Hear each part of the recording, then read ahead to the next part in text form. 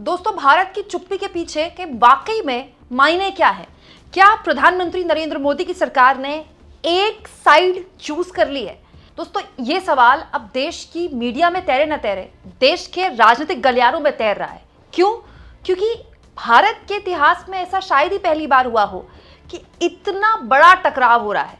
दोस्तों, America, Israel एक तरफ और ईरान एक तरफ। ईरान इतनी बुरी तरह से पूरे मिडिल ईस्ट पर हमला कर रहा है और अमेरिकी ठिकानों पर हमला कर रहा है, और ईरान जो कि हमेशा से भारत का इतना पुराना सहयोगी रहा, ना तो उसके समर्थन में भारत सरकार कुछ बोल रही है, ना विरोध में कुछ बोल रही है। दोस्तों, अब इसे लेकर देश के राजनीतिक गलियारों में खास तौर पर कांग्रेस पार्टी और इंडिया गठबंधन के सहयोगी ने केंद्र की मोदी सरकार पर, आप कह सकते हैं, जबरदस्त तरीके से निशाने पर लेना उनको शुरू कर दिया है। जैसे आम आदमी पार्टी के नेता हैं दोस्तों संजय सिंह, उन्होंने मोदी जी के साथ खामेनी साहब की एक फोटो शेयर की है। दोस्तों, ये फोटो 2016 की है। पीएम बनने के बाद मोदी जी गए थे ईरान, वहां उन्होंने खामेनी साहब से मुलाकात की थी और ये फोटो उसके बाद शेयर भी की गई थी। लेकिन अब जब खामेनी साहब को इस तरह से उन पर हमला करके उनको मारा गया, एक तरह से असैसिनेशन हुआ है उनका, ऐसे वक्त में भारत सरकार की तरफ से कोई शोक प्रकट भी नहीं किया गया। दोस्तों, हमारे यहाँ तो ये कहा जाता है कि आप किसी के अच्छे में शामिल हो ना हो, बुरे वक्त में जरूर उनके साथ खड़े हो, कम से कम शोक प्रकट करने के लिए खड़े हो। लेकिन भारत सरकार की तरफ से ऑफिशियली खामेनी साहब के असैसिनेशन पर, उनको जिस तरह से मारा गया, उस पर कोई बयान तक नहीं दिया गया, दुख भी प्रकट नहीं किया गया। इस पर संजय सिंह ने बहुत ही कड़ा हमला किया है मोदी जी पर। उन्होंने कहा है, मोदी जी खाड़ी देशों से सीखो, आपका डियर फ्रेंड ट्रंप उनको छोड़कर भाग गया। आप धोखेबाज अमेरिका के चक्कर में अपने दोस्त ईरान को छोड़ रहे हो। जिस खामेनी को आपने 7वीं शताब्दी के कूफी लिपि में लिखी हुई कुरान की पांडुलिपि भेंट की थी, उसकी मृत्यु पर श्रद्धांजलि का एक ट्वीट तक नहीं कर पाए, जबकि चीन, रूस सहित कई देश ईरान के साथ खड़े हुए। लेकिन दुनिया के सबसे बड़े लोकतंत्र का प्रधानमंत्री खामोश रहा। एप्स्टीन फाइल के डर से अमेरिका के आगे और कितना झुकोगे मोदी जी? इस पूरी घटना से साबित हो गया कि दरअसल आप विश्वगुरु नहीं, गुरु घंटाल ही हो। संजय सिंह बहुत जबरदस्त तरीके से एग्रेसिव है मोदी जी पर और उनको बार बार गुरु घंटाल कह रहे हैं कि आप विश्वगुरु कहते थे अपना आपको, आप तो साउथ एशिया की आवाज भी नहीं बन पा रहे, कम से कम शोक तो प्रकट कर देते। लेकिन दोस्तों, इसके पीछे सिर्फ मोदी की चुप्पी नहीं है, एक रणनीति है। अब देखिए दोस्तों, मैं विदेश नीति के मामलों में ना बहुत ही लेफ्ट और राइट नहीं बोलती हूँ। देखिए, विदेश नीति का जो मामला होता है बहुत तलवार की धार पे चलने जैसा होता है कई बार। तो कुछ चीज़ें हैं जो हमको नोटिस करनी चाहिए किसी की आलोचना या किसी की तारीफ करने से पहले। जैसे दोस्तों, ये देखिए, ईरान के राष्ट्राध्यक्ष के साथ प्रधानमंत्री की तस्वीर, और वो खुद भी ईरान को लेकर, अपने संबंधों को लेकर बहुत बोलते रहे हैं। भारत का बहुत इन्वेस्टमेंट है दोस्तों ईरान में। दोस्तों, हमने चाबहार पोर्ट पे कितना इन्वेस्ट किया है। वो अलग बात है कि इस बार के बजट में चाबहार का जिक्र भी नहीं था। दोस्तों, कुछ दिन पहले खबर भी आई थी कि चाबहार पोर्ट से शायद भारत एक तरह से अपने हाथ पीछे खींच रहा है। लेकिन सवाल तो ये है ना दोस्तों कि ईरान तो हमारा मतलब मित्र देश रहा है। ऐसा तो है नहीं कि हमारा कोई दुश्मन देश रहा है। Iran is not Pakistan. लेकिन ऐसा नहीं है कि मोदी बोले नहीं है। मोदी ने कल एक बयान दिया है जिसमें उन्होंने कहा है कि उनकी यूएई के प्रेसिडेंट मोहम्मद बिन ज़याद से बातचीत हुई है। क्यों? क्योंकि दोस्तों, यूएई में बहुत बड़ी तादाद में भारतीय रहते हैं, भारतीय छात्र भी और भारतीय भी, बिजनेस के कामकाज के लिए और मजदूरी के लिए भी। दोस्तों, मोदी ने यूएई के प्रेसिडेंट से बात की है। इसके अलावा मोदी द्वारा एक और बयान शेयर किया गया दोस्तों, उन्होंने इजराइल के प्रधानमंत्री से भी बात की। तो मोदी अपने इन 2 बयानों से क्लियर कर रहे हैं कि उनका स्टैंड क्या है। उनका स्टैंड इजराइल के साथ है, उनका स्टैंड यूएई के साथ है। यूएई किसके साथ है? यूएई अमेरिका के साथ है।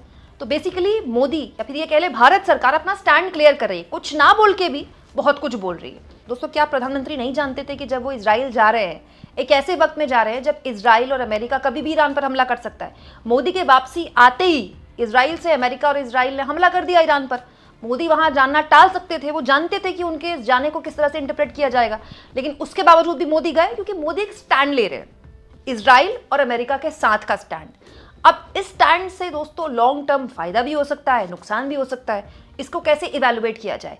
लेकिन इस वक्त जो मिडिल ईस्ट के हालात हैं और जिस तरह से ईरान ने मिसाइलें दाग कर मिडिल ईस्ट के उन मुल्कों को जो कथित तौर पर अब तक बहुत सुरक्षित माने जाते थे, जैसे यूएई, जैसे दुबई जैसे शहर, उनको जिस तरह से परेशान कर दिया है, ये अपने आप में विपक्ष के सवाल पूछने लायक तो बनता ही है सवाल कि भाई हम ऐसे अमेरिका पर भरोसा कैसे करें जो अपने इतने इंपॉर्टेंट एलाई मिडिल ईस्ट को भी सुरक्षा नहीं दे पाया।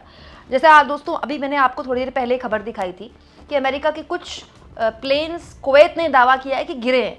अब अमेरिका द्वारा यह दावा किया जा रहा है, ऑफिशियली अमेरिका द्वारा बताया गया है। देखिए, जिसमें वो बताया गया कि फ्रेंडली फाइट में अमेरिका के 3 प्लेन कुवैत ने गिरा दिए।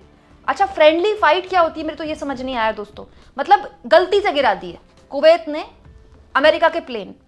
मतलब आप सोचिए दोस्तों, एआई के जमाने में आ गए हम, लेकिन यहां पर भी ह्यूमन एरर इस लेवल पर हो सकती है कि कुवैत जिसके लिए अमेरिका लड़ रहा है वो अमेरिका के प्लेन गिरा दे। दूसरा दोस्तों, अभी जिन देशों पर ईरान ने हमला कर रखा है, अलग अलग मिडिल ईस्ट के देशों में, वहां पर भारत के बहुत ज्यादा आप कह लीजिए इंटरेस्ट हैं दोस्तों। अब इस ग्राफिक्स में देखिए, यूएई जहां के प्रेसिडेंट से मोदी ने बात की है, यहाँ पर 35,68,848 इंडियंस रहते हैं। ठीक है, यहाँ ओमान में देखिए 6,86,635 इंडियंस रहते हैं। बहरीन 3,27,807 इंडियंस रहते हैं। ईरान में भी 10,765 इंडियंस रहते हैं। कुवैत 9,95,528 इंडियंस रहते हैं। सऊदी अरेबिया 24,63,509 इंडियंस रहते हैं। जॉर्डन जैसे छोटे से देश में यहाँ देखिए 17,050 इंडियंस रहते हैं। इजराइल में 1 लाख से ऊपर इंडियंस रहते हैं। लेबनान में 3,000 से ऊपर इंडियंस रहते हैं। तो ये वो देश है दोस्तों जहां पर इस वक्त ईरान ने लगातार मिसाइलें दाग रखी हैं अलग अलग जगह। तो हमारे यहाँ पर इसलिए भी इंटरेस्ट है कि हमारे यहाँ पर लोग रहते हैं, हम ईरान को सपोर्ट कर देंगे दोस्तों तो हमारे जो लोग वहाँ पर रहते हैं हम उनको बड़ी वनरेबल पोजीशन में डाल देंगे। दूसरा ये भी है दोस्तों कि हमारा ये जो इंडियंस रहते हैं ना, कोई मजदूरी करने गया है, कोई बिजनेस करने गया है, कोई जॉब करने गया है, ये बहुत बड़ी तादाद में हमें विदेशी करेंसी भेजते हैं। वहाँ की करेंसी, यहाँ सबके परिवार हैं, उनको पैसा भेजते हैं, उससे भारत सरकार को आमदनी होती है। तो भारत सरकार किसी भी हाल में उस स्थिति में वहाँ के लोगों को नहीं डालेगी कि यहाँ बैठकर वो ईरान का समर्थन कर दे और वहाँ बैठकर जो इंडियंस बैठे हैं उनको किसी तरह से नुकसान पहुंच जाए। दोस्तों ये विदेश नीति का मामला है, इसमें किसी नेता की आलोचना करना या किसी कदम की आलोचना ऐसे ही नहीं हम कर सकते। इसके पीछे कोई ना कोई वजह है जो भारत सरकार ऑफिशियली ईरान को लेकर कोई सख्त रुख या फिर कोई क्लियर स्टैंड नहीं ले रही है। भारत सरकार ने कोई आलोचना तो नहीं की है ईरान की। ठीक है, एक और चीज दोस्तों, ये देखिए, ये पिछले साल का ये भारत सरकार का फॉरेन मिनिस्ट्री का ये ऑफिशियल स्टेटमेंट है दोस्तों। उस वक्त खामेनी साहब ने एक बयान दिया था भारत के माइनॉरिटीज़ को लेकर, उसकी कड़ी आलोचना की थी भारत ने।